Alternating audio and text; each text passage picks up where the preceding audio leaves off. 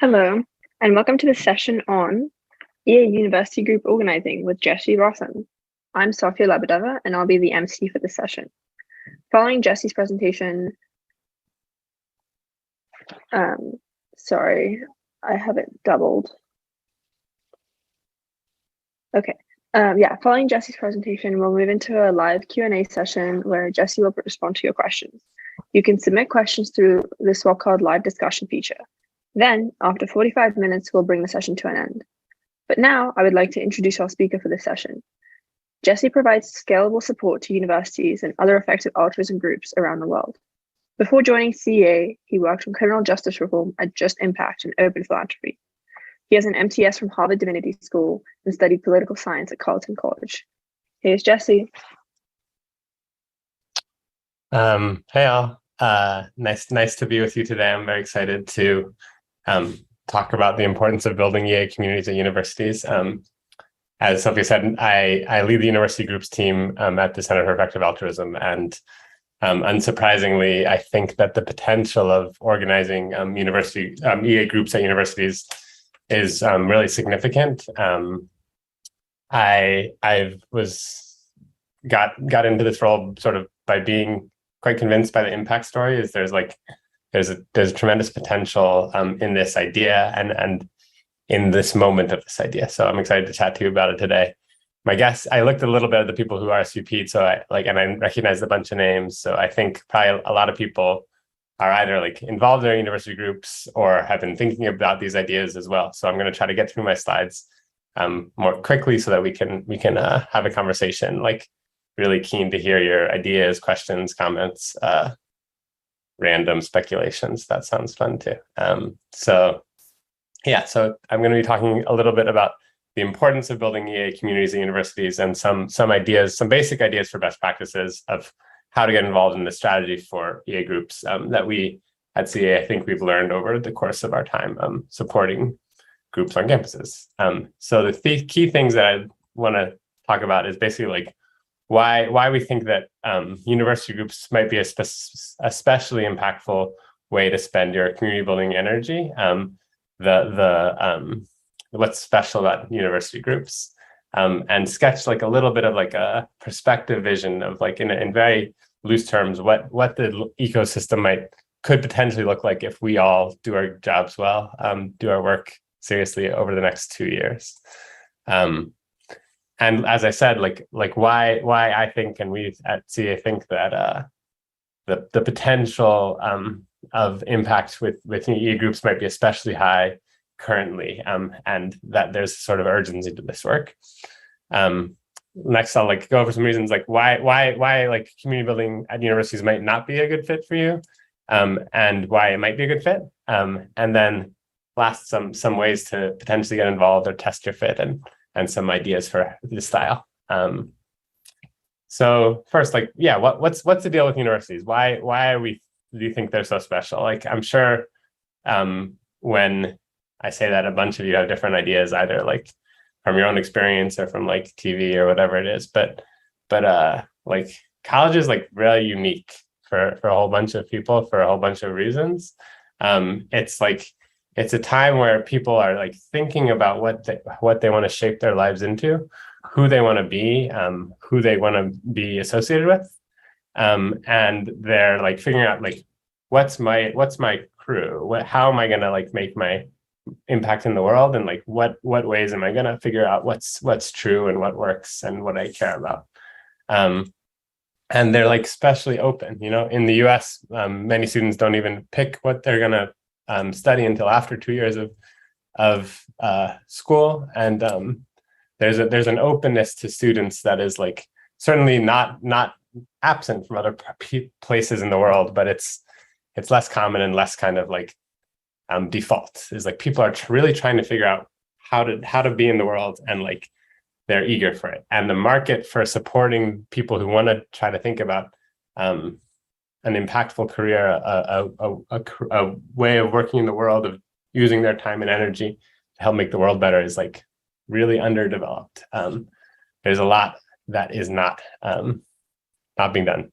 But so just a little bit of numbers to sort of indicate this kind of specialness of earliness in life, given that we are a community that likes slides and graphs. So so this is a graph showing results from the Open Phil Long-Termist survey that they did in 2018, I believe. That was with about 200 people who were involved in long-termist work that are doing really impactful things. And so the question is like, how did you first get involved or hear about ideas? And the respondents were that the like sort of median age where people started thinking about these ideas was around the age of 20, and they thought that they would have benefited from thinking about it even earlier. It's like the kind of potential for thinking through these ideas is like happens pretty early in people's lives.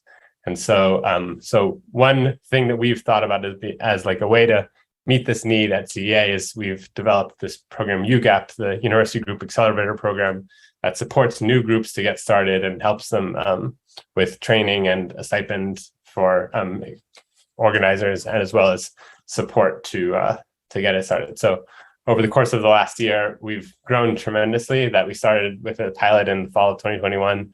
We had 7 schools in the program. In the spring, we had 21 schools.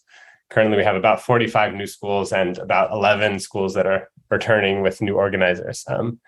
And it's an indication that there's like, tremendous interest. We worked hard to make sure that people knew about this, but we didn't like spend many hours like on the phone trying to convince people to apply. It was like there's a tremendous demand for trying to think about how to support students to use their resources to have impact in the world, and people are hungry for it. And like we think that supporting this to make it easy to get started is really powerful. So the question is like, what can we do over the next 2 years? And one of the things, and it's clear there's a lot more to do, right? It feels like a metaphor that my colleague Jessica McCurdy likes to use is like, if we're writing the book of the EA movement, and like maybe particularly the EA movement on university campuses, like it's clear that we're only in chapter 1. Like we maybe just made it past introduction. There's a lot more that we can do. And we're trying to sort of make it so that everyone who might be interested in EA ideas has access to them and can figure out if there's a way for them to make an impact if it makes sense for them to use the tools and principles to help think about doing good. So we're in the first chapter. Some things that might happen that are not currently happening, right? Beyond UGAP and sort of more advanced support for groups that have been going on, we're thinking about expanding mentorship and doing more programs for learning and engaging for students.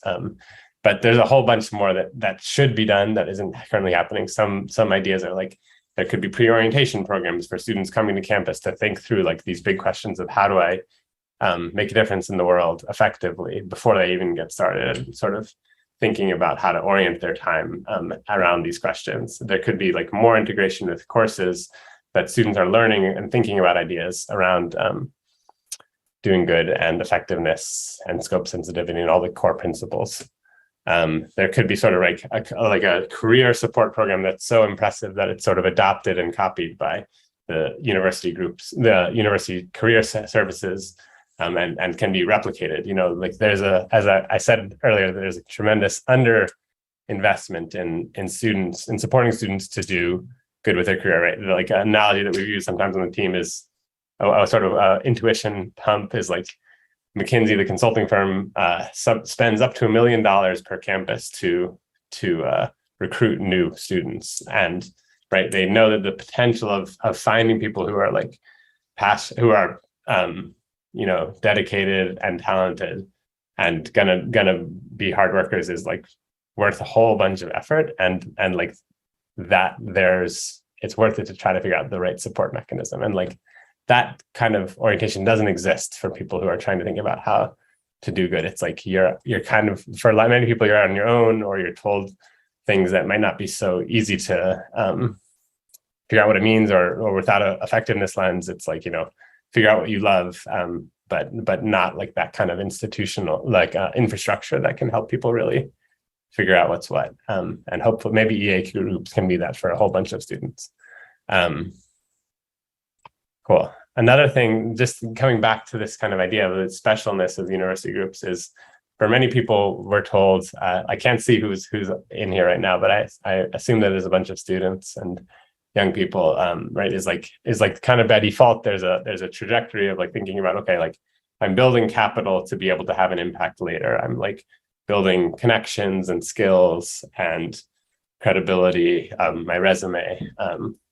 But there's something that I think is true about university group organizing is like there's a real, it's if we're right that the potential of this work to like get more people involved in highly impactful organizing and direct work and improving the like quality of ideas and projects that are being done. If we're right about this thesis, then like the kind of the time that you spend organizing your university group could be like tremendously impactful and potentially among the most impactful things that you do.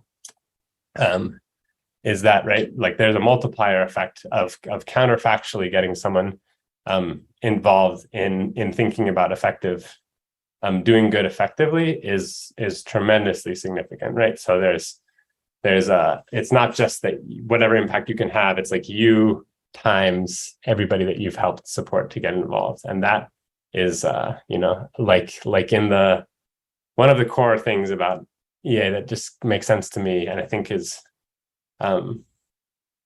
pretty clearly right, is the principle of scope sensitivity, and like the idea that like, 2 careers dedicated to doing good is better than 1 career, 4 careers is better than 2 careers. And like thinking about like, people who are using like epistemically rigorous and thoughtful and really like dedicated work to figure out how to effectively improve the world, supporting that to exist is like really powerful. So some examples of people who've come out of EA groups is people who helped found a charity that was incubated by carrying entrepreneurship, got plant-based meat into fast food restaurants across the US, influenced $16 billion of pandemic funding, and started a job at the White House this fall. And like, right, that there's I think pretty good impact case that like this work wouldn't have been possible as quickly without the support, social, intellectual network of EA groups on their campuses. Okay, so again, like the question of like what's special about now? And I think again, with the metaphor of like we're in the introduction or first chapter of this book, that kind of the founder effect of what we help build now will persist over time. What we do now will ripple forward in the like kind of impact of EA, of the perception and actuality, the substance of EA groups on campus everywhere. So there's a time we're in, like maybe, I don't know how long it lasts. The thesis of this presentation at least is that there's something in the next 2 years that feels especially powerful. And this presentation is a version of is sort of a adaptation of a presentation at the beginning before. So I don't think that the hinge moment has started now. It started before, but it's not closed, but it will close at some point. And being thoughtful about what we do now and being sort of taking that urgency seriously, that responsibility seriously, feels both analytically correct and inspiring to me. So that's a lot of sort of ideas about why I think that this might be especially impactful, especially university group organizing might be especially impactful now, and might be like among the most impactful things that we can do. I think that I like am making a bet that that's true for myself. So what do you do? Some ideas that I just want to put out there, so, and to prime things for the conversation, hopefully, is you can spend a lot of time working on your university group. If you're involved in connected to university as a student or otherwise, you can start a new group on your campus. That like the kind of counterfactual going from 0 to something is oftentimes really significant, and that's again a part of the thesis of like why we think scalable support is especially powerful, is like being able to like see things spring up makes more possibilities. And like yeah, it's like serious that like it's not like somebody else is going to do this. If you think like, oh yeah, cool, this, I'm convinced by this seems right, like then like it's, you can do it and you should. Like it's all, we're all in this moment of like, we're trying to figure out the very best thing that we can do, and we've been doing it for a while, so we have some reasonably good theories of what works, and but not about everything by any means. Is like we know some things that we think we've learned about how to help start groups, how to mentor groups, how to support students to figure out their cause prioritization and their career planning. But there's a whole bunch more that we don't know, and no one else is going to figure it out if we don't collectively. If we, it's a collective project, and people need to do it. So yeah, again, like this kind of strong sense of urgency. I'll go through this slide quickly. Is like figure out if this is going to be what's helpful. Is like again, I think it makes sense to think like if the frame around sort of the scale of the problems in the world and the like potentially unparalleled and unprecedented significance of this centrally, it feels like it makes sense to take this seriously now. Like we're not going to be able to start over again after this and so figuring out like what we can do to really act on these kind of principles is like another thing about EA World that feels especially kind of compelling to me is we like, as I'm sure many people have thought about this phrase or talked about it, is like, we're trying to take the ideas and as if they really matter to our lives. And like if I think, okay, yeah, university organizing sounds cool. Like what does that mean for like, if you really believe that, what would that mean about what you would want to do?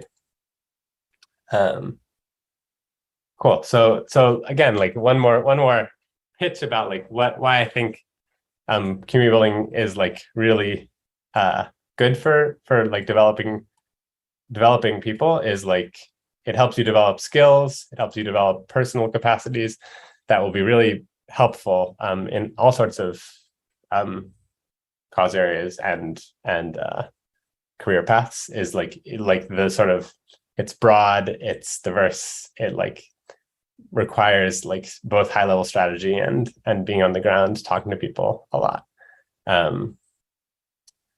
So again, like two sort of both these slides are like kind of like why is this potentially something that might be worth thinking about? And I obviously really think it is, but it's clearly not true for everybody. Not everybody should be doing this. Is like, right, the kind of impact model, the like value proposition here is that like the multiplier effect is so significant that it can like override potentially, or at least compete with, the amount of good that you can do by directly working on a problem or trying to make progress on it. And there's a bunch of assumptions embedded in that. Is like, first, of course, is like, are you someone who likes talking to people and like getting people to think about ideas? Do you like talking about these ideas, or do you like trying to work with them?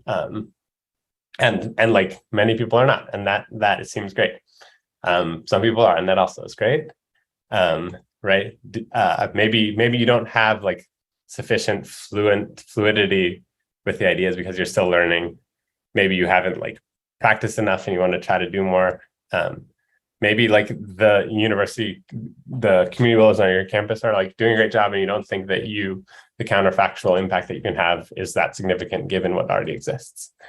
Aside from the multiplier effect question, it's like, what else would you do if you don't do this? And depending on who you are and what's happening,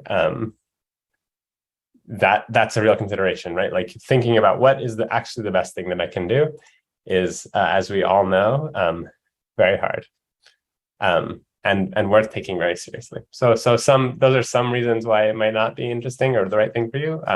It's clearly aren't the only reasons. So what now? If you're interested, like there's a lot of things to do. You can volunteer at a local group. You can start a university group with the support of UGAP, and we have a resource center that CEA maintains, and we're working to update pretty soon. You can work to grow your group. the Global Challenges Project is hosting summits to learn more about these pressing problems, and Open Philanthropy has university fellowship funding to support organizers to spend significant time working on their student groups. You can try to like do something new there, right? As I said, like we're at the beginning, there's a whole lot that needs to be done. You can work with this. Here's a list that the Global Challenges Project made of potential projects. You can find it on their website, or ping me if you can't find it. I can send it to you. Things that like it's clear it needs to be done, but are still like under specified, or just like there isn't someone to do it yet. There's also like just tremendous opportunity. Another like core thing is like keep learning. If you're like new to these ideas, or like want to try to figure out like more about what your fit is, like learn. It's like that's like a kind of key thing that we want to say to all community builders is like being sort of the meta trap is real. Being sort of talking about making an impact is a real risk, and like being closely related to like ideas for how to do good in the world is quite significant. And being really knowledgeable is really good. So here's some different programs for learning. Again, if you want to have ideas, please feel free to email me or message me on Swapcard. I'd be keen to send you ideas. Okay, last thing before the summary, and then excited to be chatting with all of you, is some basic strategic inputs that we give at the beginning of UGAP. And I wanted to say again here, as hopefully like many of you are thinking about your work, community building, or potential ideas, or people that you know. So here are some things that I think like should be just really part of the sauce of university community building. Is that in this kind of work to think about like how actually can we help improve the world, reduce suffering, increase flourishing, like reduce existential risk. It's like what's the kind of culture of these groups that would actually do that?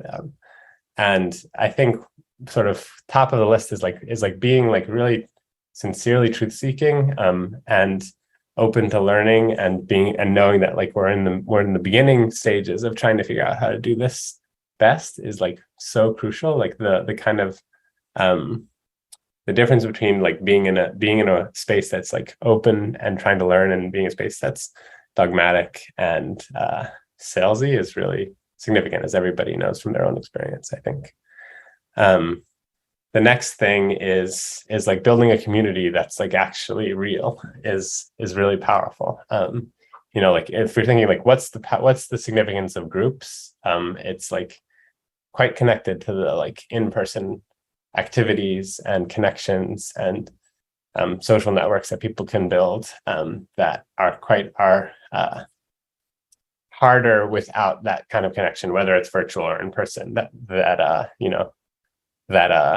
it's not an accident that we think groups are powerful, and part of at least the sort of magic sauce of groups is community. Last, like again, like a different way of saying maybe the first piece again is like taking that idea seriously, but avoiding salesiness is really significant. It's like not pretending you know when you don't know, not pretending you agree when you don't agree. Right? Is like trying to keep the epistemic standards of EA communities and thinking really high, so that we can actually make progress towards the things that we care about, which is not a successful EA community, right? That's a sort of intermediate goal at best, and it's like it only matters insofar as it helps make the world better, and if it doesn't, then it shouldn't ever take precedence over that. So we need to make sure that that's like doesn't get lost in the background. Okay, last slide, and then open for things is just again like quick summary of the things that I said, and I'll keep this up so as we chat, is like right, that universities are filled with people who are really trying to do good, and there's not a sort of developed system for supporting them to figure out what the best ways can do for themselves and for the world. There's like a tremendous amount of possibility in this. Like this is a moment that you really are the experts, that students know their cultures on campus and what is happening there, but in order to sort of develop the specific strategy as much as possible. And that the skills that you can build in community building are sort of core to like impactful group dynamics in any career, and that's almost universally meaningful. And it's not for everyone. And if it's not for you, I don't think you should twist yourself in circles trying to think that it is for you. But if it is, try to find out. Thanks all, excited to chat about anything now. Amazing. Hi, thanks so much for your talk. We will now be taking lots of questions from the chat. So the first question that we have is, do you know roughly how much outreach efforts differ based on age groups? For example, if 80% of outreach efforts are directed towards young people, then it's not so surprising that most people join EA at a young age. I think this was in reference to the earlier graph that you showed. Yeah. So this take what I'm going to say is I don't have the numbers in front of me. I don't actually know them off my head. So this is my impression. I'm not certain that I have things right. But so this survey was from 2018, which was like prior to like, there's been a really big uptick in the amount of resources and effort that's gone to community building since that time. So this is kind of prior to the like sort of real deep focus on universities as like that kind of evidence was important to the decision across the ecosystem to spend sort of energy with younger people. That helped inform the strategy. So the kind of like causal arrow of the resources is a little confusing there. And the truth is, I don't know what the breakdown of energy either in terms of labor or money is, but I think it is correct that like there's more emphasis, like there's a lot of emphasis on students, and so that's my quick answer to that. Okay, yeah, makes a lot of sense. The next question we have is, what about today makes it a hingy moment? What causes this window to open and close? And I think from my understanding, that's about like university groups specifically. Yeah. So, I mean, I think my claim is basically just that the beginning of something is oftentimes like the most has the most degrees of freedom in starting sort of like establishing a culture, and like sort of establishing culture tends to be easier than changing it. And given sort of how long EA university groups have happening and how much they're growing, is like we're still at this beginning stage. Again, like sort of using the metaphor of the first chapter of the history book that we're writing. That kind of like, if we make the first chapter really good, people will want to keep reading. If the first chapter sucks, then like no one's going to read the second chapter, no matter how good the second chapter is. And so like that kind of hinginess is less sort of a function of like some claim about the sort of state of the world or something like that, although clearly, hopefully, but it's like a claim that kind of like the beginnings of this effort have disproportionate impacts. Like, right, there's a flow through effect through all of the rest of the seasons of EA groups on campuses, even though obviously there's like it like diminishes over time, but it persists. It persists at some level. Yeah, makes sense to me. Next question we have is, do you have advice for professors? Yeah, I mean, I think like for professors, there's a whole bunch of things that I don't have like a sort of clear handbook of thing. Like if you're a professor who's interested in connecting with EA groups, I think there's like, please reach out to me. I'd be keen to chat. But like some potential ideas could be like working with the student group on campus. If it doesn't exist, like maybe there's a student who you think would be interested in, that you'd recommend talking to CEA or talking to another advisor that would be keen to do that. Another idea would be like thinking about how to bring EA ideas into your coursework, or maybe there's a internship program on your campus that professors are connected to. So sadly, I don't at the moment have like offhand like what the generic idea is, what I think the sort of generic best practices for professors is. But there's a lot of potential ways that I think at the current moment like make sense kind of on a campus by campus basis. So, but would be keen to chat if helpful. Yeah. The next question has a ton of upvotes, and I'm also very excited to hear the answer to this. What data is being collected on the success of different approaches to undergrad organizing? Do you ask like undergrads to report on things like, university groups to report on things like what approach they took and how many new members joined, or like how many people are heavily active? If so, is this information publicly available somewhere? Yeah. So, I mean, I think the most real answer, like the like sort of like bottom line answer that I think is real is like we're doing a bunch of things, and it's clear that I don't feel good about the sort of like status quo of our measurement and evaluation function, and we're trying to figure out the best way to do that, as well as our like ways to find data on experimentation. That like we've gotten to the point where we have enough groups that are running. There are enough groups that are running in the world that there's like a potential data source that figure out the right way to do that is really significant. And so we're thinking about that. There's other groups in the ecosystem that are thinking about it, but there's more that needs to be done. So we are like collecting sort of basic things around like number of students involved, number of people who have gone through a fellowship, completed a fellowship, been to an EAG, been to an event, been to an EAGx, gotten an internship, and then ask organizers for sort of like their perceptions of the number of people who have made career decisions based off of the EA group. So we're like in the process of hopefully going to get working on another round that's this fall, and we'll figure out how to share the results of that.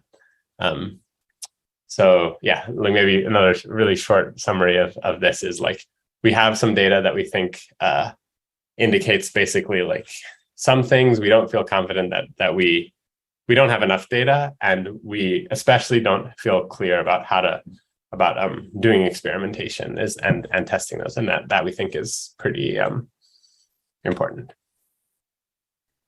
Yeah, thank you.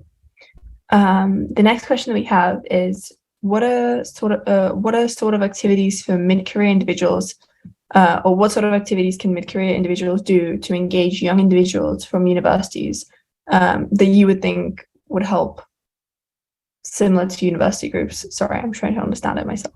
Would you read that one more time? Yes. What are sort of activities for mid-career individuals, or what mid-career individuals can do to engage young individuals from universities? So yeah, how can mid-career people help university people? Cool. Yeah. So how can mid-career people help university students or group organizers? I mean, I think like my real answer is, again, similar to professors, is the best kind of thing will be dependent on your circumstance of like what's happening in like your city or in the university area that you're connected to, and what are like the particular skills and opportunities that you can offer. I think like I can't remember if this is in the question or me just kind of like projecting, but like I tend to believe I like am pretty keen on mentorship is like just basically like thinking about like if you want to offer something, be like I like have these skills and resources, like, and talk to the EA group organizer in the place that and like be like I'd be keen to talk to students to help them think through their career, either their cause prioritization or their career decisions, potential internships. Another thing that I think is like really powerful for students is like the opportunity to just shadow people, is like see what like, okay, like let's, for example, like, okay, like, like I care a lot about X risk from biosecurity issues, and like what would that mean for me to do this? And like, so I think the like, again, like it's like a similar kind of impact story to, I think, to a lot of this is like my personal view. So I think like part of the magic, part of what's so powerful about EA conferences is like people are like, oh, I've been reading these like ideas that like kind of make sense to me and seems like, like if like we can figure out what's going to be really effective, the potential for impact is really significant, and like this could be really good for a lot of people and a lot of reduce a lot of suffering. But it's very abstract, and like you come to a conference, you're like, oh wow, this is real. Like I could like actually do something, and like there's a whole bunch of people who are thinking about doing things. And I think like for the difference, like even like like a 1 day shadowing thing is like, oh wow, there's someone who's spending their career thinking about these things and figuring out how to do that, is like a pretty good return on investment. So sort of shadowing, mentoring, obviously internships and that sort of thing can be really significant. But again, I think it's pretty bespoke for many people.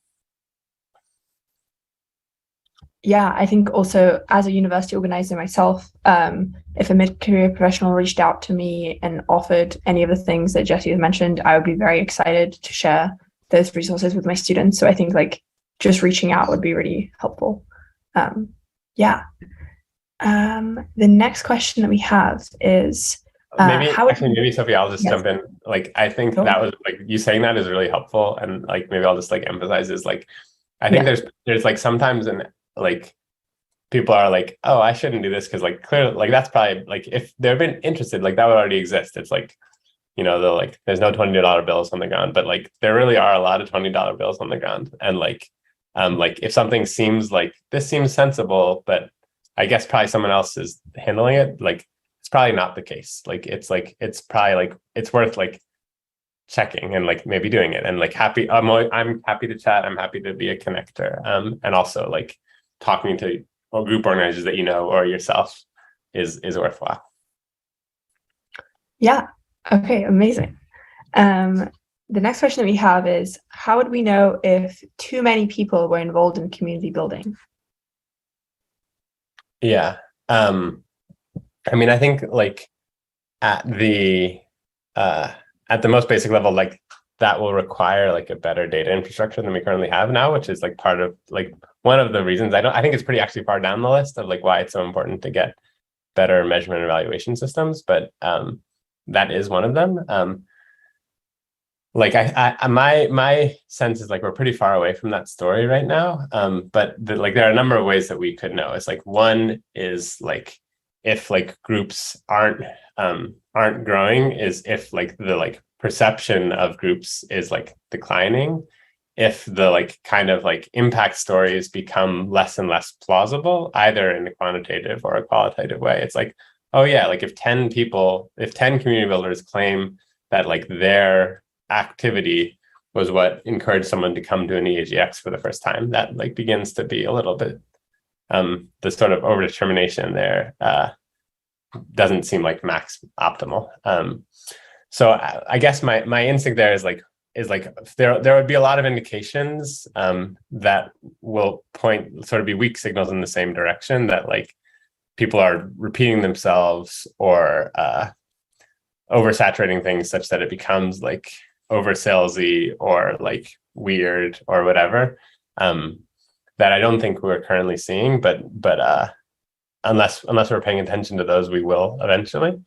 So that requires us both to be attentive to those signals and to like work on this data infrastructure currently. Awesome. Yeah, thank you. The next question that we have is, are there training programs for community building, like TOT? So we don't have like a fully developed system. The main program that we're running that supports like a training for organizers and trainers now is UGAP, which is helping support new organizers. Then there's other support systems that are sort of more one-off that other groups are running. But if this is one of the things that I feel pretty confident would be valuable and would love to see in the ecosystem, whether it's us doing it or somebody else, that like thinking about like in-depth support for organizers, which I think like groups that have organizers that are thinking about these questions in really deep ways and thoughtful ways and like get support to be as skillful as possible, can like anecdotally seem to like be in a better spot. and related to this sort of same thing, which is implicit in the question, which I strongly endorse, is like, right, this community building is like a skill like any other skill. It's not like, oh yeah, like just like whatever. It's like there's ways to improve, and thinking about it and getting sort of feedback and help on what people are doing is really possible and helpful. Great. And also, and maybe again, like I'll just say this for this and for other things is like, if you like, please reach out to me. I'm keen to chat about, like, I like for a lot of people, we're still in the situation where like the best advice I think is like individualized. So if beyond the sort of like scalable things that we have figured out, which we're hoping to expand the scalable offerings. But if you think like, oh, like I need some training on XYZ thing, or like I wonder if there's anything that I could be sent, email me and maybe I can help. Amazing. The next question that we have is, and also just being mindful of time, we're probably only going to take about 3 more questions. But are there any suggestions for specific activities that EA groups could organize? And maybe you could just reference like a link or something that like where there's a large summary of all of these things. Yeah. So the place to go for this, like this that I would recommend is the group's resources hub. I don't know, should I find that link, Sophia, or maybe you can send it? Yeah, I will try to find it while you're answering the next question. But yeah, the group's resources hub is a great idea. Yeah, so there's a whole bunch of suggestions of activities that I would recommend that you check out. Like we're working on sort of updating the hub, but there's like really a whole bunch of resources and like slide decks and syllabi for discussion groups and like thinking about career planning workshops that a lot of people have done. So check it out there. And again, like I think that's the best way to get into this question. And if you have questions following up, like post about it on Slack, email me. Keen to help people think about this. Yeah. The next question we have is, why just university students and not students in the later years of high school? Yeah, so there's thinking about like what about students in the later years of high school, and there are a few efforts in the ecosystem to support students. And like questions of like how to sort of engage with younger people with high school students is complicated for all sorts of ways to ensure that like students are supported, that they're safe, that like we have the kind of correct infrastructure to make sure that those spaces go well. Is really important. And like currently, like our team thinks that like kind of the like students who are at this like level of maturity and independence make sense more there, but I don't think that's true in a platonic sense, that like finding ways to support younger students in a way that works well and is appropriate is really seems quite high value. And we're running low on time, but I think the last question that we'll take is, how does a university group transition from community building or introductory work to focusing more on direct impact and projects? And what systems would be necessary to achieve this goal? Yeah, if I would so love to have a pithy answer to that. I think that I don't feel confident about any of the pithy answers that I've seen or brainstormed or said out loud at different times. I think sort of some ways of doing that like are about like basically like being an incubator for projects and like running projects yourself and like sort of scaling up from beginning. So like one example, like an example is Cambridge University EA group has like done a tremendous amount of work to sort of be an incubator for new projects, both around like learning. They run the AGI Safety Fundamentals program and have a alternative protein program that like they're like sort of supporting organizations and efforts to do things directly. And I think that's something that could be a model for a lot of student groups. And then basically like and so like maybe just like sort of broad ethos that I would say I think is scalable is like doing things is good. Like the potential of of something, like trying things out is quite useful. And if you have an idea, like try to think, what would it mean if I actually meant this to do it. I saw the clock got to zero. Thank you so much. And thank you for everyone for joining today. I hope you guys have a great rest of your day. And thank you so much, Jesse, for joining us. That will be all for today. Thanks, Sophia.